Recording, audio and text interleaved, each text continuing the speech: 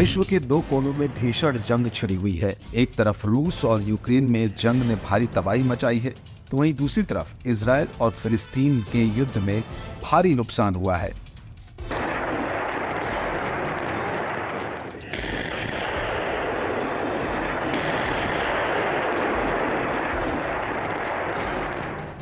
अब एक और देश जंग की ओर बढ़ता दिखाई दे रहा है, जहां चीन ने ताइवान की चारों तरफ से घेराबंदी कर ली है।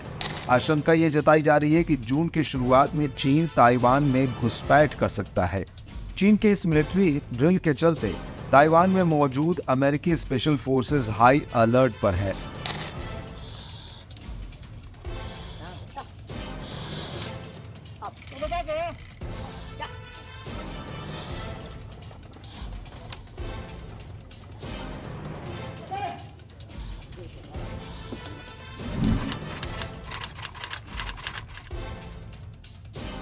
इस समय चीन के 42 से ज्यादा मिलिट्री एयरक्राफ्ट ताइवान के आसपास उड़ान भर रहे हैं।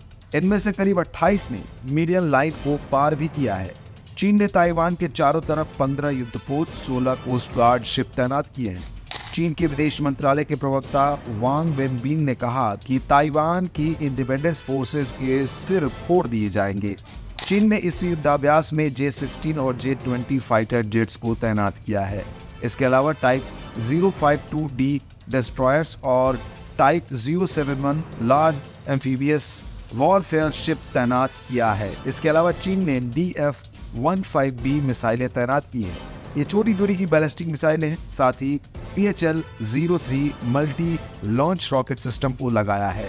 वहीं ताइवान ने भी बचाव के लिए तटों के पास अपनी supersonic anti ship missile HF-3 तैनात कर दी है।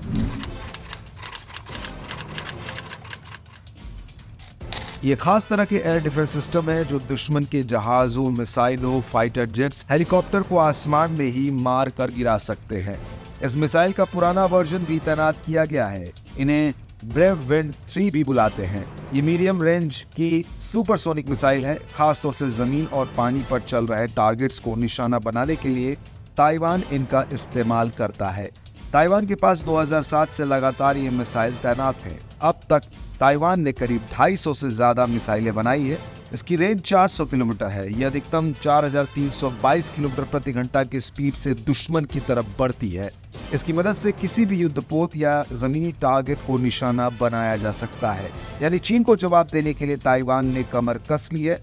अगर चीन हमला करता भी है तो बचाव में ताइवान भी करारा जवाब देगा।